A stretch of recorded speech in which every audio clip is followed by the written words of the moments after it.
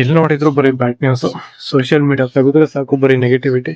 ತಮ್ಮ ಪ್ರಾಣಕ್ಕೆ ತಾವೇ ಕುತ್ ಮಾಡ್ಕೊತಾ ಇರೋ ಗಂಡಸರು.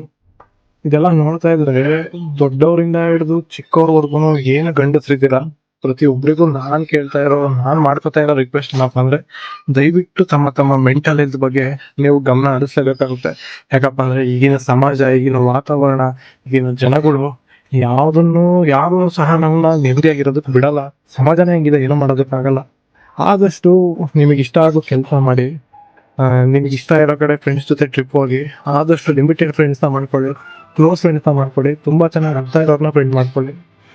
ಯಾರನ್ನು ಈಸಿಯಾಗಿ ನಂಬಕ್ ಹೋಗ್ಬಿಡಿ. ನಾವುಗಳು ಜಿಮ್ಮಿಗೆ ಹೋಗ್ಬೋದು, ಫಿಸಿಕಲಿ ಎಷ್ಟೇ ಸ್ಟ್ರಾಂಗ್ ಆಗ್ಬೋದು, ಫಿಟ್ ಆಗ್ಬೋದು, ಆದ್ರೆ ಮೆಂಟಲ್ ಹೆಲ್ತ್ ಬಗ್ಗೆ ಗಮನ ಕೊಡ್ಲಿಲ್ಲ ಅಂದ್ರೆ, ಈ ಮಾನಸಿಕ ಖಿನ್ನತೆ ಅನ್ನೋದು ನಮ್ ಲೈಫಲ್ಲಿ ಬಂದು ಕುತ್ಕೋತು ಅಂದ್ರೆ ನಮ್ಮನ್ನ ನಾವು ಕಾಪಾಡ್ಕೊಳ್ಳೋದು ಸಿಕ್ಕಾಪಟ್ಟೆ ಕಷ್ಟ ಆಗೋಗುತ್ತೆ. ಆದಷ್ಟು ನೆಗೆಟಿವಿಟಿಯಿಂದ ದೂರ ಇರಿ. ನೆಗೆಟಿವ್ ಕಂಟೆಂಟ್ ನ ಸ್ಕಿಪ್ ಮಾಡಿ. ನಿಮ್ಮ ಡೋಪಮಿನ್ ಬೂಸ್ಟ್ ಆಗಂತ ಕೆಲಸ ಏನಿದೆ ಎಲ್ಲಾರ್ನು ಮಾಡಿ. ಆದ್ರೆ ಕೆಟ್ಟ ದಾರಿ, ತಪ್ಪು ದಾರಿ ಒಂದನ್ ಬಿಟ್ಟು ಖುಷಿಯಾಗಿರೋದಕ್ಕೆ ಏನೇನಾಗ್ಬೇಕು ಎಲ್ಲ ಕೆಲಸನೂ ಮಾಡಿ. ಅಷ್ಟೇ ನಾನು ಕೇಳ್ಕೊಳ್ಳೋದು.